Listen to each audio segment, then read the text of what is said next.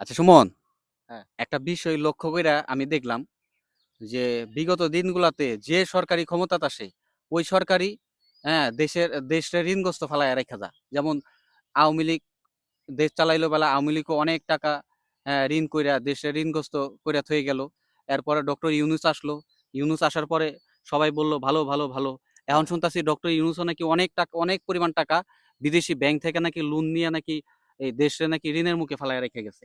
হ্যাঁ, তো এই যে বিগত আবার কয়েকদিনের মধ্যে শোনা যাইতেছে যে বর্তমান সরকারও নাকি ৪৫ দিনের মধ্যে ৪১,০০০ কোটি টাকা ঋণ করছে। হুম, তাহলে হুম, যে সরকারই আসুক ওই সরকারই এভাবে হ্যাঁ ঋণ ঋণ করে দেশে ঋণের মুখে রাইখা রাখে আর কি। তো এখন আমার কথা হইলো জামাতও যদি ক্ষমতা আসে তো জামাতও তো এভাবেই ঋণ করবে, কারণ হইতাছে যে দল আসতেছে ওই দলই তো এভাবে ঋণ করতেছে। তো জামাত সরকার ঋণ করবে না? জামাত কি ঋণ ছাড়া থাকবে? আমার মনে হয় না। জামাতেরও সেম করতে হবে, জামাতও এই লাইনে হাঁটতে হবে, কারণ তারা তো আর না পাইরা ঋণ করে, পাইরা তো ঋণ করে না। এখন এত তোমার মন্তব্য কি?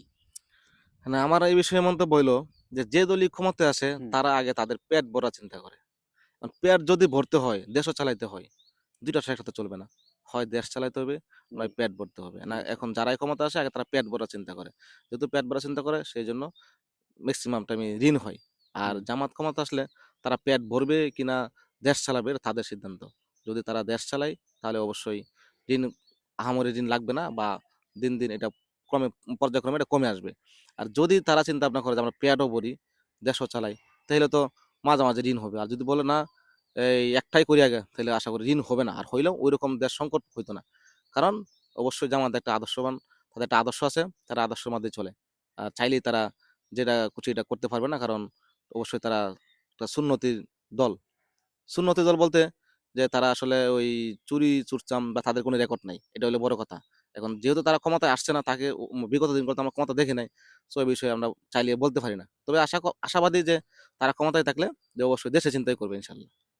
তার মানে তোমার মন্তব্য হইলো যে জামাত ইসলাম যদি ক্ষমতাত আসে তাহলে এভাবে দেশে ঋণগ্রস্ত করতো না, ঋণের মুখে দেশে ফালায় রেখে যাইতো না। হুম, হুম, অবশ্যই, এটাই তো তোমার মন্তব্য? অবশ্যই, অবশ্যই। কেন?